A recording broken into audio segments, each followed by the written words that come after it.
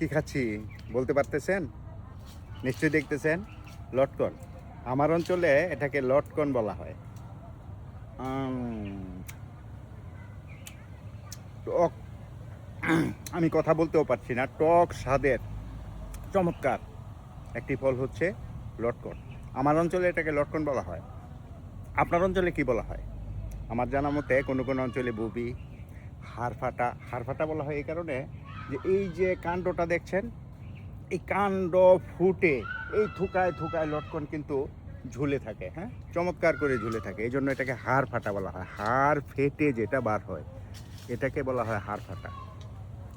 থুকায় লটকন, vitamin C, এ, খনিজ আয়রনে সমৃদ্ধ এই লটকন এই বর্ষার সিজনে কি যে চমৎকার একটা অবস্থা। অল্প সময়ের ফল কিন্তু লটকন। এই কয়েকদিন থাকবে, ঝরে যাবে, বিক্রি হয়ে যাবে, খাওয়া শেষ হয়ে যাবে।